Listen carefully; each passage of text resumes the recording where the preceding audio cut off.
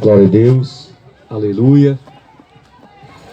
Boa noite, saúdo todos com a graça e a paz do Senhor e Salvador Jesus Cristo, aquele que vive e reina para todo sempre. Que a graça e a misericórdia dele venha hoje preencher teu coração, para que você possa ouvir a palavra do Senhor, para que teu coração possa refletir, porque estamos vivendo os últimos dias da igreja aqui na terra. Estamos vivendo os últimos segundos, os últimos minutos, instantes da igreja aqui na terra. Por isso que o dever da igreja é anunciar a vinda do Salvador, anunciar a tão maravilhosa graça do Eterno, do Criador da nossa alma. O dever da igreja não é estar dentro de um templo somente esperando bens materiais. Não, o dever da igreja é pregar a graça. De graça recebeu, de graça dai. O dever da igreja é anunciar a tão maravilhosa salvação que Jesus veio nos anunciar aqui, nos últimos dias. Há mais de 2000 anos, ele veio aqui pregar esta graça, anunciar esta graça. E depois o apóstolo Paulo, o apóstolo da graça, veio também anunciar ela. Veio completar a obra que Cristo tinha feito lá no Calvário. Por isso que ele deixou ele como embaixador da graça, para anunciar essa tão grande salvação. Por isso que estamos aqui para anunciar a salvação para você. Não estamos aqui para pedir o teu dinheiro, não. Não estamos aqui para pedir tua oferta, não estamos aqui para pedir para você frequentar nenhuma denominação nossa, não. Nós estamos aqui somente para anunciar Jesus Cristo, a sua palavra, da forma que ela está nas Escrituras, da forma que ela foi escrita. Não estamos aqui para anunciar uma nova doutrina, não. Não tem nenhuma doutrina. Aqui não tem nenhum pastor, aqui não tem nenhum missionário. Não se preocupe, nós não vamos pedir o teu dinheiro. Vamos somente pregar o Evangelho do Senhor e Salvador Jesus Cristo. Assim como ele entregou para a sua igreja. A igreja não é templo, a igreja não é parede. A igreja são pessoas que crêem em Jesus Cristo da forma como ele está nas Escrituras. Isso é igreja. Verdade. Igreja nunca foi templo. Igreja nunca foi quatro paredes. Igreja sempre foi pessoas. Igreja sempre foi templo vivo, que é a morada verdadeira do Espírito Santo do Deus Altíssimo. Efésios, livro de Efésios, capítulo 2.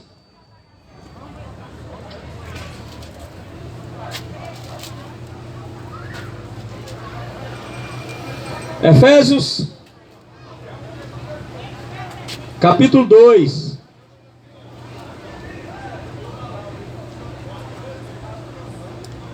Versículo 4 em diante.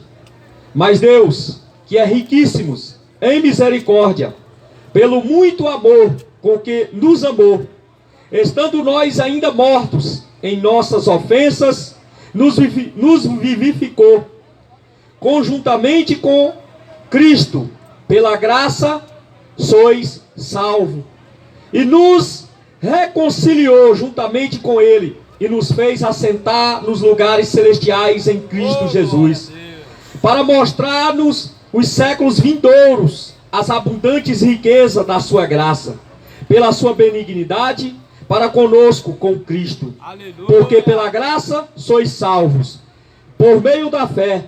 Isto não vem de vós, é dom de Deus. Não vem das obras, para que ninguém se glorie, porque somos feitura sua, criados em Cristo Jesus, para as boas obras, a quais Deus preparou, para que andássemos nelas. Amém? Então o apóstolo Paulo está falando que da misericórdia, está expressando aqui nesta epístola, nessa carta aos Efésios, a benignidade, o tamanho do amor desse Deus, que é riquíssimo em misericórdia. Aleluia. Que assim como o apóstolo João expressou no capítulo 3, no verso 16, que ele diz: porque Deus amou o mundo de tal maneira, que enviou seu Filho único, unigênito, primeiro, único, para morrer, para dar vida, para que todo aquele que nele crê tenha a vida eterna. Jesus Cristo, o próprio Salvador, quando estava na terra, um dia ele passando por Samaria encontrou uma mulher. E certa vez, no capítulo 4 de João, ele disse para aquela mulher: mulher, se tu soubesse o dom de Deus, aquele que conversa contigo. Então aquela mulher não entendeu o que era o dom de Deus. A palavra dom significa presente. É como se Jesus estivesse falando para aquela mulher: mulher, se tu soubesse o presente que tu acabou de receber, que o mundo acabou de receber. Se você soubesse, mulher, o presente que Deus te deu. Aleluia. Este é o maior presente que a humanidade recebeu aqui na terra. Jesus Cristo, o Filho do Deus Altíssimo. Você já imaginou o pai tendo o seu único filho e ele dá de presente? Você já imaginou quão grande amor foi esse? Por isso que Jesus disse para aquela mulher: mulher, se tu soubesse o dom de Deus, e aquele que fala contigo, mulher, tu que pediria água, ele te daria água que jorraria para a vida eterna. Por isso que o apóstolo Paulo aqui nessa epístola, nessa carta aos Efésios, ele está expressando a misericórdia, a longanimidade de Deus e a bondade. Porque nós ainda, mortos nos nossos pecados e delitos, Ele nos amou de tal maneira que enviou o que Ele de mais precioso que tinha no céu. Ele enviou aqui na terra para resgatar os seus escolhidos. Muitas pessoas ignoram, muitas pessoas não compreendem o tamanho dessa misericórdia. As pessoas não entendem, não compreendem quão grande amor tem esse Deus para com a sua criatura.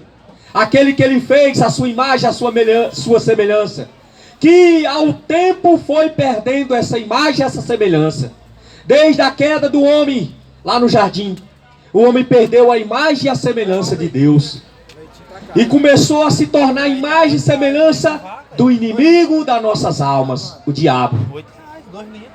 Mas Jesus, Ele veio aqui com um propósito, a qual muitos até hoje, mais de 2000 anos, não entendeu. Resgatar o homem novamente. Dar novamente a identidade ao homem. A identidade que foi roubada lá no jardim. Ele veio nos dar novamente a identidade de filhos de Deus. No capítulo 2 de João, do versículo 17 em diante, 12 até o 17, lá fala que Ele veio para nos tornar filhos de Deus. Todos aqueles que receberam e aceitaram o seu testemunho. Então, todos quantos aceitam o testemunho de Cristo, se tornam novamente filhos de Deus. Todos que aceitam o testemunho. É por isso que eu não ouço o testemunho de homem. Respeito o testemunho das pessoas. Mas o único testemunho para mim que aceito é o de Cristo. Porque as Escrituras dizem que da boca dele nunca houve engano. Da boca do homem houve. Por isso que eu só aceito o testemunho de Cristo como verdadeiro. Porque as Escrituras dizem que ele nunca saiu mal da sua boca. O homem, a minha já saiu. A de outros homens já saíram. Por isso que o testemunho de Cristo para mim é verdadeiro. O do homem, ele pode até exalar a mudança de uma nova criatura, porque isso é capaz. Por causa da palavra, você se torna uma nova criatura. Porque Jesus, no Evangelho de João, capítulo 15, ele disse que os apóstolos seriam limpos pela palavra. Pela palavra que ele tinha pregado, eles já estavam limpos, sendo limpos. Pedro fala na sua segunda epístola, ele diz que nós somos limpos pela lavagem da palavra. Tiago também fala isso. Verdade, meu Senhor. Então, todos aqueles que aceitam o testemunho de Cristo, o testemunho da palavra, são limpos, purificados, transformados. Porque o apóstolo Paulo, na sua segunda carta aos Coríntios, no capítulo 5, verso 17, ele diz: portanto, aqueles que estão em Cristo Jesus nova criatura, são as coisas velhas passaram, tudo se fez novo. Então, meu amado irmão, estamos anunciando essa tamanha salvação, esta graça, que infelizmente está nas Escrituras. O apóstolo Paulo diz, no capítulo 4 de Timóteo, ele diz que nos últimos dias, muitos apostatariam da fé, dando ouvidos a doutrinas e ensinamentos de demônios. Mas é para se cumprir a palavra, é para se cumprir a pregação do Evangelho. Por isso que estamos aqui para anunciar esta tamanha salvação. Hoje, assim como Jesus quando chegou na casa de Levi, assim quando ele chegou na casa de Zaqueu, ele disse: hoje houve salvação na tua casa, Zaqueu. Hoje também tem salvação aqui nesta feira, se você ouvir a pregação do Evangelho. Se você atentamente ouvir a pregação do Evangelho.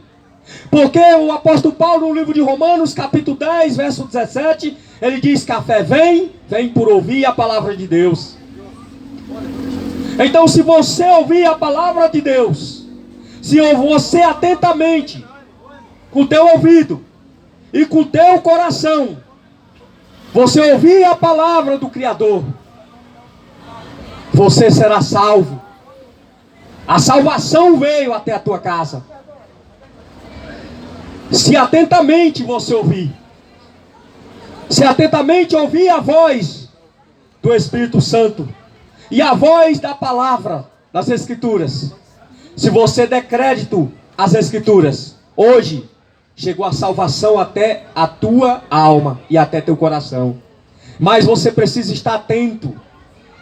Você precisa dar o teu ouvido, emprestar o teu ouvido ao Senhor. Fazer como Jó no capítulo 34, verso 3, ele diz que o ouvido prova a palavra, assim como a boca prova a comida. Para poder você provar, você tem que emprestar o teu ouvido ao Espírito Santo. E provar a palavra. Verificar. Porque a Bíblia diz, o apóstolo Paulo diz que aquele que é de Deus, aquele que tem o Espírito de Deus, ele discerne tudo espiritualmente, de ninguém é discernido. Então, se você tem o Espírito Santo de Deus, você vai saber discernir a palavra da salvação. Você vai saber discernir a palavra do Salvador. Por isso, o apóstolo Paulo nessa epístola, nessa carta aos Efésios, ele diz: vós somos salvos pela graça, mediante a fé. Isso é dom de Deus. Você entendeu? Dom de Deus. Você não nasce com ela. Você não tem ela de qualquer maneira. Por isso que é necessário ser batizado com o Espírito Santo. Porque sem o Espírito Santo, você não tem a fé. Porque a fé é um dom de Deus. Você não nasce com ela. Você não tem ela. Você adquire por intermédio da palavra. Por isso, se você não prestar atenção na palavra. Por isso que Jesus, quando estava pregando no Evangelho de João, no capítulo 8, verso 47, ele disse: aquele que é de Deus, ouve a palavra de Deus. Quem é de Deus vai ouvir. Quem é de Deus vai prestar atenção. Quem é de Deus vai se santificar. Quem é de Deus vai se preparar para os dias maus.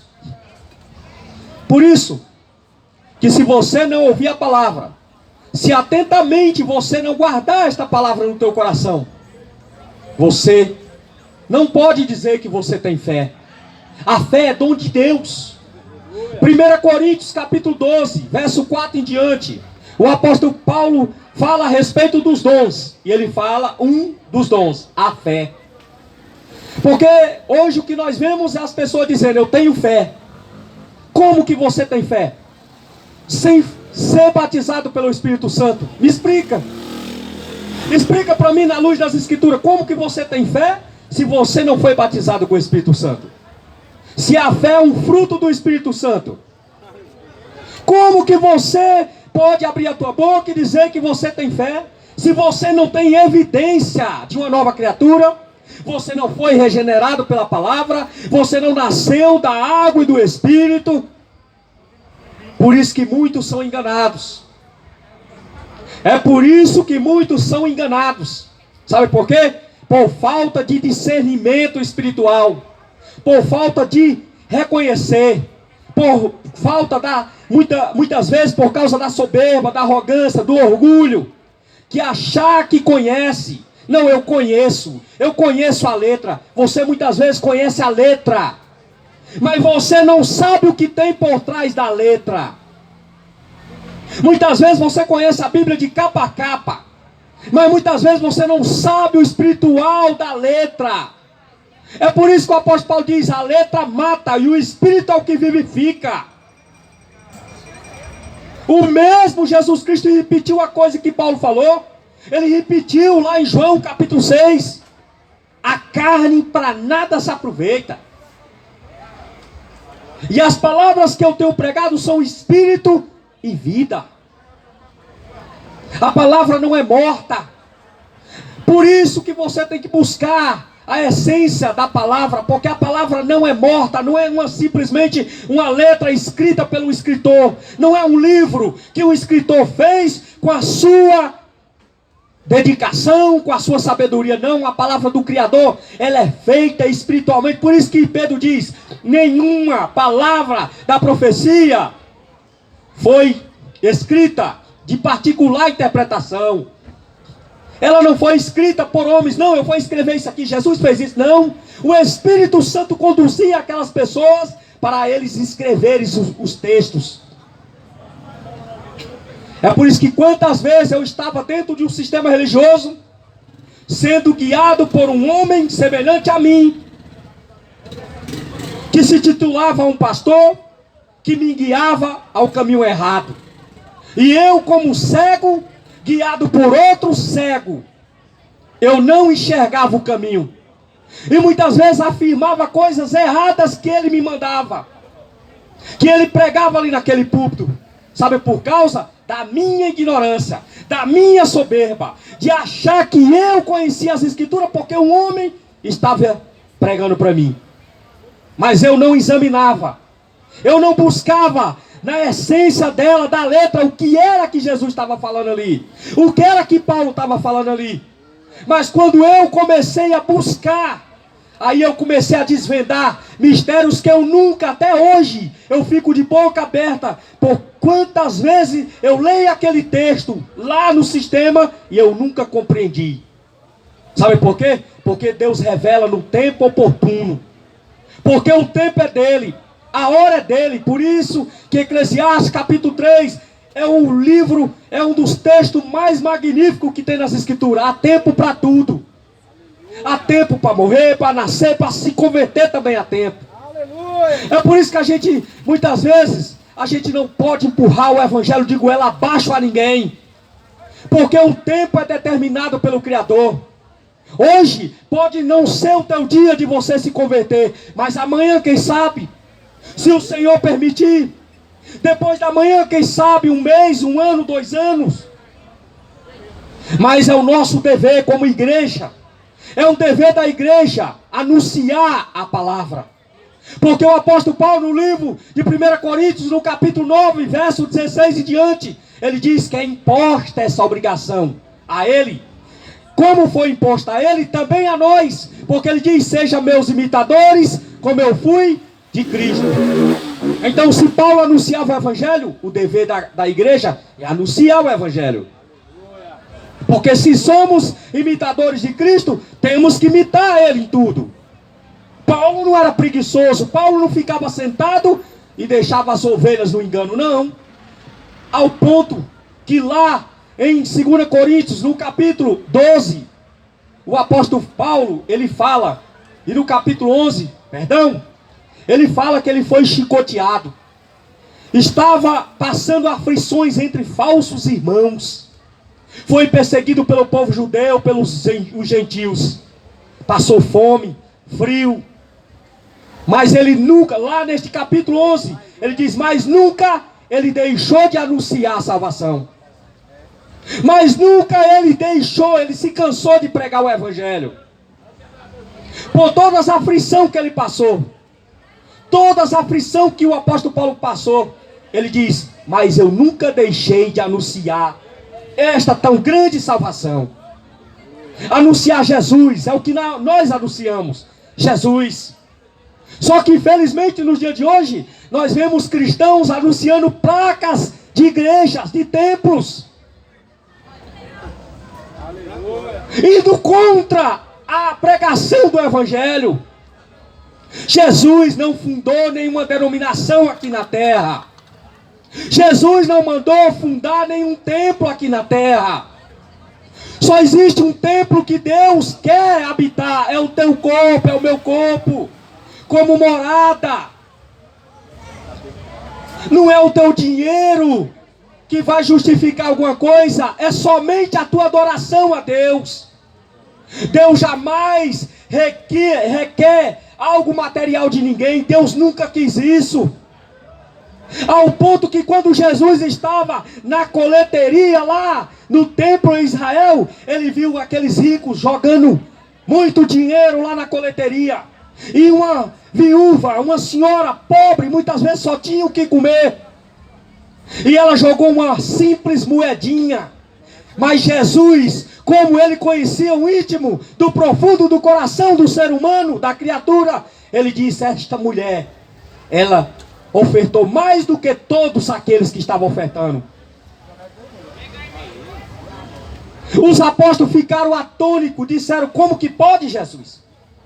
Como que pode? Esta viúva colocou uma moedinha, duas moedinhas. Esses ricos estão colocando milhões lá na coleteria. Jesus disse: mas eles estão colocando o que está sobrando. Ela não, ela colocou tudo que ela tinha. Ela foi, o amor que ela tinha, a gratidão que ela tinha a Deus. Jesus nunca requis, ele nunca quis nada material de ninguém. É por isso que ele dizia: vende tudo que tu tem, vem e me segue.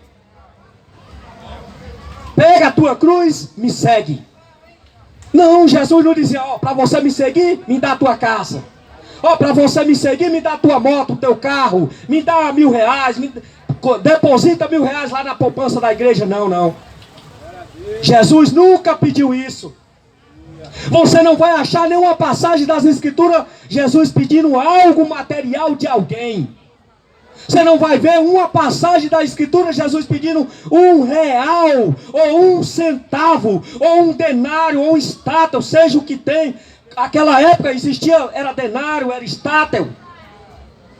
Você não vai ver Jesus pedindo de ninguém, nem dos seus apóstolos.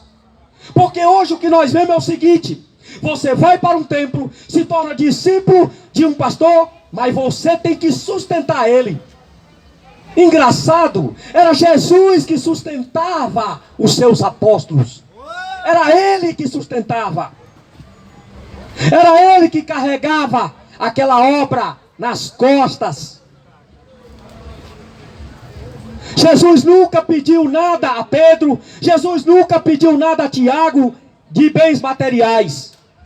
Jesus só pediu algo para eles: larga tudo que você tem, pegue a tua cruz e segue-me.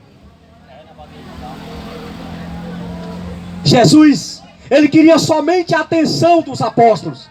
Ele só queria somente a atenção deles, para a obra que ele estava concluindo aqui na terra, que eles iam terminar de concluir.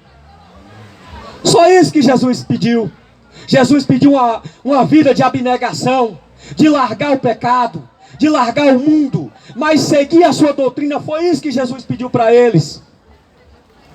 Você não vai achar uma passagem das Escrituras Jesus pedindo nada em troca, a não ser aquilo que o Pai dele merece: adoração verdadeira.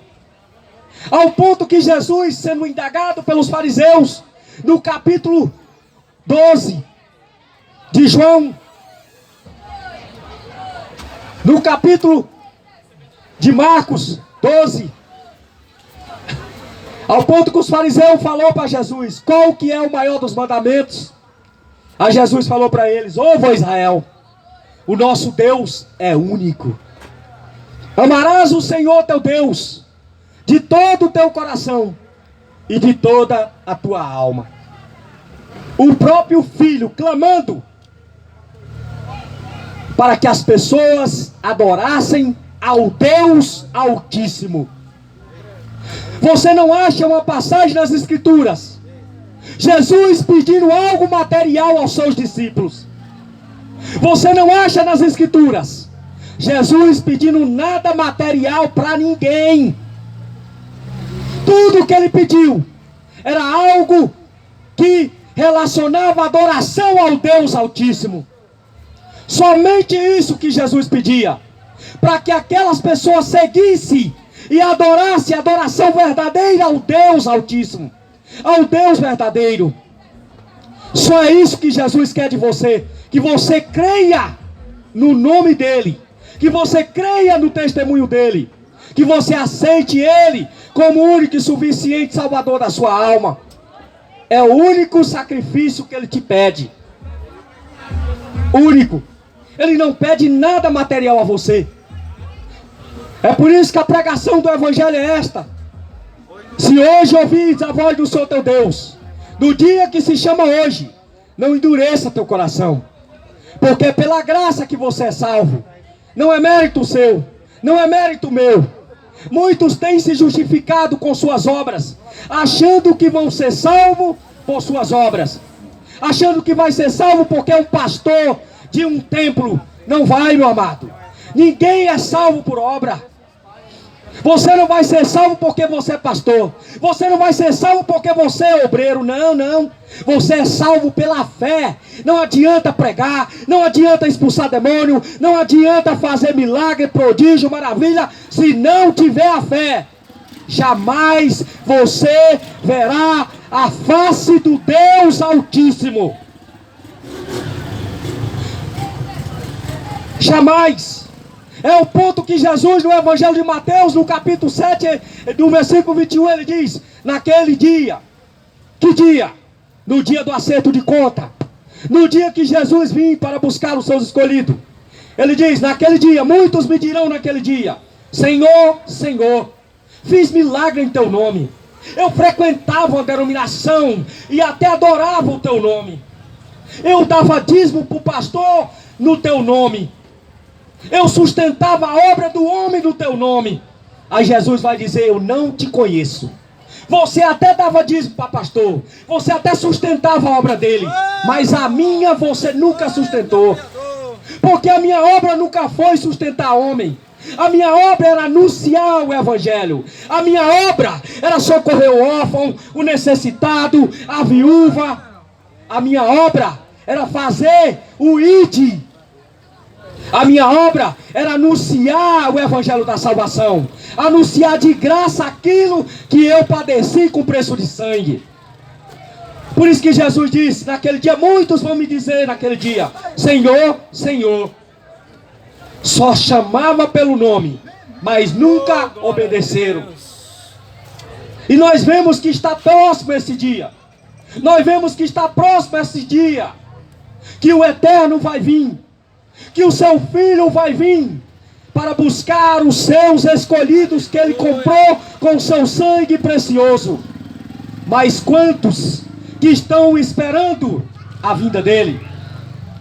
Quantos que estão com as suas lamparinas acesas?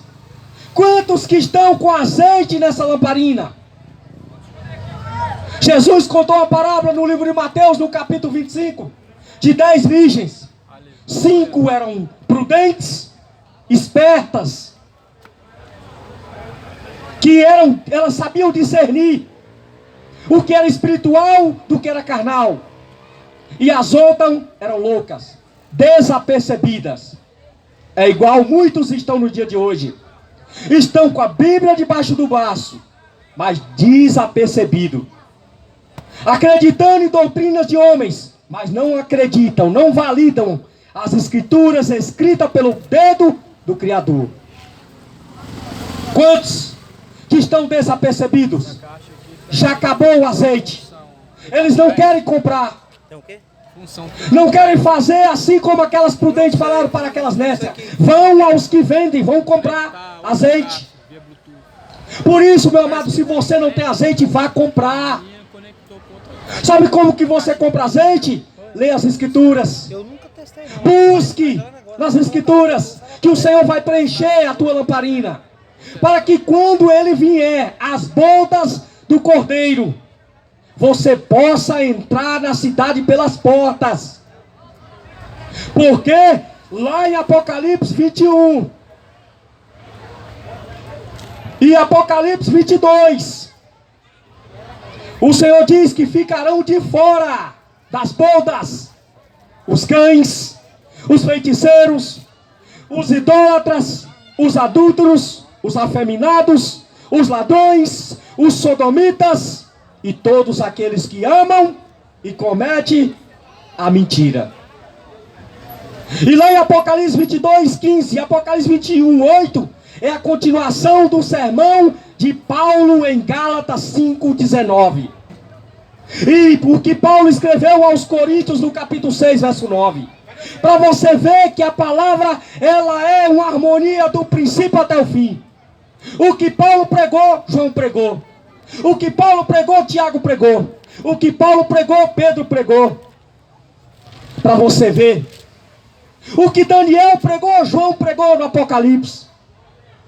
O que Moisés pregou, Jesus veio pregando. O apóstolo Paulo veio pregando, porque o Antigo Testamento, a velha aliança, era a sombra da nova. Até a arca da aliança, que simbolizava a presença de Deus, era a sombra de hoje, do teu corpo como templo vivo de Deus. Porque aquela arca, ela não ficava num templo, não, ela se movimentava. Aquela arca não ficava imóvel, ela se movimentava. Ao ponto que quando o povo ia para uma batalha, Deus mandava levar a arca na frente, simbolizando que Deus estava ali para guerrear por aquele povo. Hoje quem guerreia por este povo é o Espírito Santo, porque aquela arca ali era o Espírito Santo guiando aquele povo. Porque a fé ainda não tinha se manifestada, a fé verdadeira, o dom enviado pelo Criador, Jesus Cristo. Por isso que ele disse para aquela mulher: mulher, se tu soubesse, o dom de Deus é aquele que fala contigo. O dom de Deus, o presente de Deus, é como se Jesus estivesse falando para aquela mulher: mulher, aqui está o maior presente que Deus já deu para alguém. Aqui está maior do que a terra que Deus prometeu para Abraão, Jacó, Isaac. Aqui está, maior do que aquela fuga, aquele resgate que o Senhor tirou mais de 2 milhões de pessoas lá do Egito. Aqui está quem é maior. Aqui está o presente maior. Nunca houve e nunca haverá um presente maior do que esse. Deus dá para alguém. Entregar o seu único filho por uma humanidade que muitas